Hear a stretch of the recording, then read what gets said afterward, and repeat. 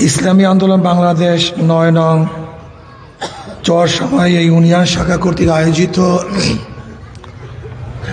আজকে গণসমাবেশের সম্মানিত সভাপতি শ্রদ্ধাভাজন ওলামায়ে কেরাম, সর্বস্তরের জনগণ ভাইয়ার আমার, ইসলামী আন্দোলন কেন করব? আমি দুই দিক থেকে এই প্রশ্নের জবাব দেওয়ার চেষ্টা করব। ধর্মীয় দৃষ্টিকোণ থেকে, রাজনৈতিক দৃষ্টিকোণ থেকে। ধর্মীয় দৃষ্টিকোণ থেকে ইসলামী আন্দোলন কেন করব? একজন মুসলমান ইসলামের বাহিরে যাওয়ার কোনো সুযোগ নেই, আছে নাকি ভাই? একজন মুসলমানের ইসলামের বাহিরে যাওয়ার কোনো কাজে মুসলমান তো ইসলামই করবে, ইসলামী দলই করবে, ইসলামী আন্দোলনই করবে, এইটাই যৌক্তিক। প্রশ্ন করতে পারে হুজুর হিন্দুরা কেন করবে, খ্রিস্টানরা কেন ইসলামী আন্দোলন করবে, হিন্দু খ্রিস্টান বৌদ্ধ কেন ইসলামী আন্দোলন হাত পাকায় ভোট দিবে? প্রশ্ন এখানে।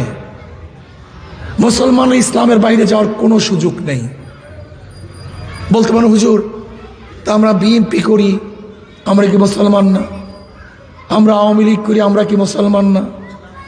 আমরা জাতীয় পার্টি করি, আমরা কি মুসলমান না? এটা প্রশ্ন আছে কি নেই? প্রশ্নের জবাব, একজন মুসলমান মদ পান করে কি করে না? তার কাজটা ইসলামী কাজ না। মদ পান করে কিন্তু তার কাজটা ইসলামী কাজ না। একজন মুসলমান সুদ খায় না কিন্তু তার কাজটা, কথা বলেন, ইসলামী কাজ না। একজন মুসলমান চুরি করে না, তার কাজটা, কথা বলেন, একজন মুসলমান বিএনপি করে কিন্তু তার কাজটা ইসলামী কাজ না। একজন মুসলমান আওয়ামী লীগ করে, তার কাজটা ইসলামী কাজ। বলতে বলতে কেন? কেন বিএনপি সে কি চায়? তার দাবি কি? গণতন্ত্র। গণ মানে জনগণ, তন্ত্র মানে আইন, জনগণের আইন, যার ইংলিশ শব্দ ডেমোক্রেসি। ডেমো মানে জনগণ, ক্রিসি মানে আইন। তাহলে আল্লাহ পাক বলছে ইনিল হুকম ইল্লা লিল্লাহ, আইন কার? আপনি বলছেন আইন কার? বিএনপি বলছে আইন কার? ইসলাম বলছে আইন কার? এখন আপনি কার আইন মানবেন? কাজে একজন মুসলমান ইসলামের বাড়ি যাওয়ার সুযোগই নেই, কোনো সুযোগ নেই।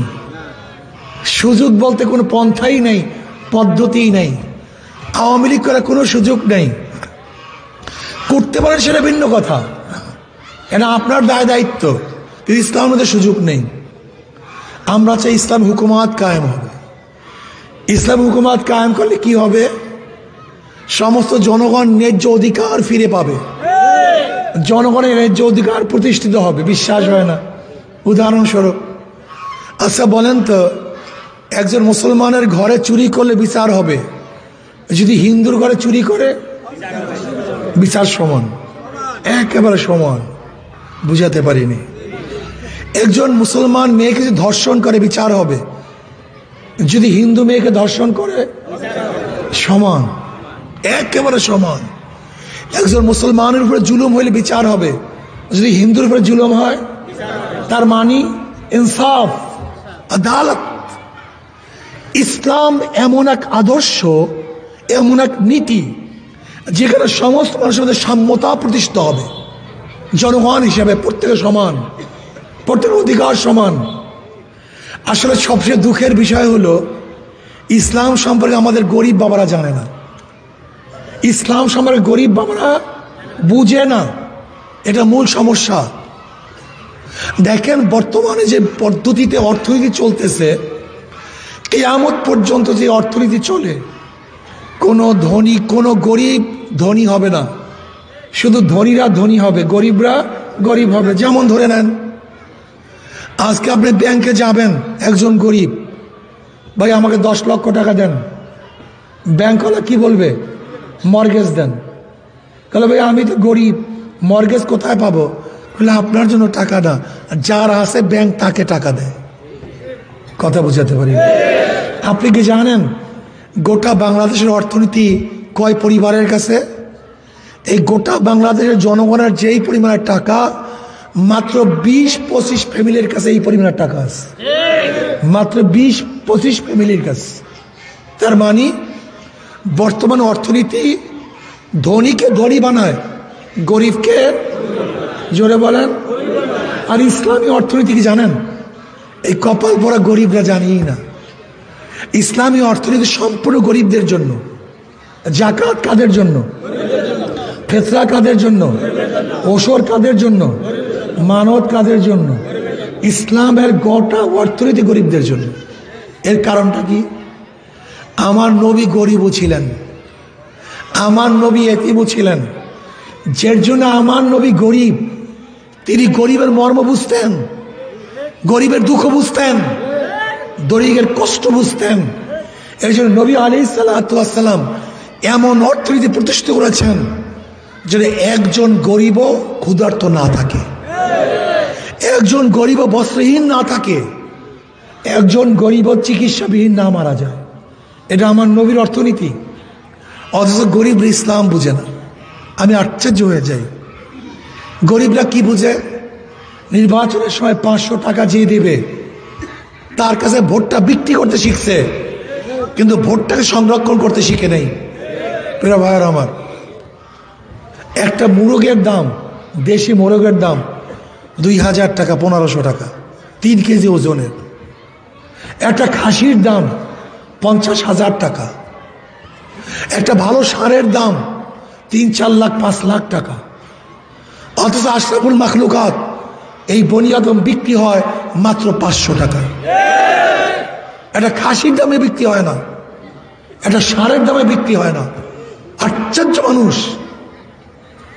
জানোয়ার বিক্রি হয়, মানুষ বিক্রি হতে পারে না। যদি বিক্রি হতেই চাও, নিজের গলার মধ্যে রশি লাগাও আর বলো আমি মানুষ না, আমি জানোয়ার।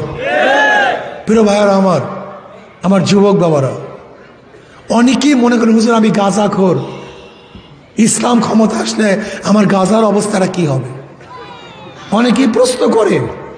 একদিন এক গাঁজাখোর প্রশ্ন করছে, হুজুর ইসলাম ক্ষমতা আসলে আমার গাঁজার অবস্থাটা কি হবে? আমি বললাম ভাই তুমি মসজিদে গিয়ে কি গাঁজা সেবন করতে পারো? বলে না। আমি বললাম কেন? হুজুর পরিবেশ নাই। আমি বললাম ইসলাম ক্ষমতা আসলে গোটা বাংলাদেশটাই মসজিদের পরিবেশ হয়ে যাবে, তোমার নিজের থেকে তুমি গাঁজা সেবন করতে পারবা না। আপনার কথাটা বিশ্বাস করেন নাই, করছেন? করেন নাই। উদাহরণ দিলে বুঝবেন। আচ্ছা বলেন তো, এখানে যারা আছেন একজন লোকও নাই যারা বিড়ি খাই? কথা বলেন। যারা ধূমপান করি একজন লোকও নাই? এখন বিড়ি খান না কেন? কথা বলেন না কেন? কি নাই? আচ্ছা আপনার বুকে হাত দিয়ে বলেন তো, একবারও কি মনে চাইছে একটা বিড়িতে টান দে? কিসের কারণে? তাই পরিবেশ মানুষকে ভালো বানায়, পরিবেশ মানুষকে ধ্বংস করে, খারাপ বানায়। আজকে রাজনীতিবিদরা আমাদের পরিবেশকে নষ্ট করে ফেলছে, ধ্বংস করে ফেলছে। এই পরিবেশে একজন ফেরেশতাও খারাপ হয়ে যায়, আর ইসলামী পরিবেশে একজন শয়তান আসলে ফেরেশতাও হয়ে যায়। অনেক চোর মনে করেন হুজুর ইসলাম ক্ষমতায় আসলে আবার চুরির অবস্থাটা কি হবে? আমি বলবো তুমি চুরি করবা কেন? হুজুর আমার স্ত্রী ক্ষুধার্ত, আমার সন্তান ক্ষুধার্ত। আমি বলবো তোমার সন্তান, তোমার স্ত্রী যদি ক্ষুধার্ত হয়, ইসলামী হুকুমাত আসলে এই দায়িত্ব তোমার না, সরকারের চলে যাবে। দায়িত্ব সরকারের। বলতো হুজুর আমি চুরি করি কেন? আমার স্ত্রীকে শাড়ি দেওয়া লাগবে, কাপড় দেওয়া লাগবে। আমি বলবো তোমার স্ত্রীর দায়িত্ব তোমার নেওয়ার প্রয়োজন নাই। তুমি অক্ষম হলে তোমার স্ত্রীর দায়িত্ব সম্পূর্ণ সরকার নিয়ে নিবে, ইসলামী সরকার নিবে। তুমি বলতে পারো হুজুর আমি গরিব, চিকিৎসাহীন মরতেছি, চুরি করা ছাড়া চিকিৎসা করাবো কিভাবে? ইসলাম হুকুমাত আসলে ওই চিকিৎসার দায়িত্ব সরকার গ্রহণ করবে, তোমার গ্রহণ করার দরকার নেই। যদি তুমি অক্ষম হও, তোমার পাশে সরকার থাকবে, এর নাম ইসলাম। আমি আমার বাবাদেরকে প্রশ্ন করতে চাই, 54 বছর বিভিন্ন জায়গায় ভোট দিচ্ছেন না? জোরে বলেন। বাংলাদেশে খুন বাড়ছে না কমছে? কেমন বাড়ছে জানেন? শুধু 5ই আগস্টের পর থেকে এই পর্যন্ত 5ই আগস্টের পর থেকে এই পর্যন্ত বিভিন্ন খবরের রিপোর্ট শুধু বিএনপির দলীয় কোন্দলে, শুধু বিএনপির দলীয় কোন্দলে প্রায় 200 মানুষ মারা গেছে এই মাত্র এই কয় মাসে, শুধু বিএনপির মধ্যে। আচ্ছা বলেন তো, ধর্ষণ কমছে না বাড়ছে? এই আপনাদের তজুবুদ্দিনে ভোলায়, এই আপনাদের ভোলায় তজুবুদ্দিনে চাঁদা না দেওয়ার কারণে স্বামীকে বেঁধে রেখে স্ত্রীকে ধর্ষণ করছে এই তজুবুদ্দিনে। তার মানে বাংলাদেশে যদি একজন মহিলা ধর্ষিত হয়, একজন মা অপদস্থ হয়, লাঞ্ছিত হয়, তাহলে আমি মনে করি গোটা বাংলাদেশের প্রত্যেকটা নারীকে লাঞ্ছিত করা হয়েছে, অপদস্থ করা হয়েছে, অপমান করা হয়েছে। কিন্তু না, আমরা জানোয়ারের চেয়েও খারাপ হয়ে গেছি। যেরকম একটা গরু যেই দিকে যায়, পিছনের গরুগুলি সেই দিকে যায়, একটা মহিষ যেদিকে যায়, পিছনের মহিষ সেদিকে যায়। ওরা জানি না আমি কোথায় যাই, আমি কি করতেছি, আমার গন্তব্য কোথায়। ঠিক আজকে মানুষগুলি জানোয়ারের মতো হয়ে গেছে। আমি কি করতেছি, কি করা উচিত ছিল, আমরা অনেকেই জানি না। আসুন না, নৌকাকে বারবার দেখেছেন, ধানের শীষকে বারবার দেখেছেন, নাঙ্গলকে দেখেছেন, কিন্তু ইসলামকে এখনো দেখেননি। ওদের সব জায়গায় ধোঁকামি। যারা নৌকা নিয়ে নির্বাচন করে নিজেরা নৌকা চালাতে পারে না, যারা ধানের শীষে নির্বাচন করে নিজেরা ধান কাটতে পারে না, যারা নাঙ্গলি নির্বাচন করে নিজেরা নাঙ্গল বইতে, সব মার্কাগুলি গরিবদের, অথচ যারা নির্বাচন করে একজনও গরিব না। কিন্তু হাত পাখা এমন একটা মার্কা যে নির্বাচন করে সেও ঘুরাতে পারে, যারা সমর্থন করে তারাও চালাতে পারে। হাত পাখা চালাতে পারে পুরুষরা, হাত পাখা চালাতে পারে মহিলারা, হাত পাখা চালাতে পারে বড়রা, হাত পাখা চালাতে পারে ছোটরা, হাত পাখা প্রয়োজন মুসলমানদের, হাত পাখা প্রয়োজন বৌদ্ধ, হিন্দু, খ্রিস্টানদের। তার মানে বড়লোক, গরিব সবাই প্রয়োজন হাত পাখা। কাউর মার্কা ঘুমের সময় বুকের উপরে, কলিজার উপরে থাকে না, শুধু একটা মার্কা যা ঘুমের সময় বুকের উপরে থাকে, তার নাম হাত পাখা। এটা সর্বজনীন, সবাইকে শান্তি দেয়।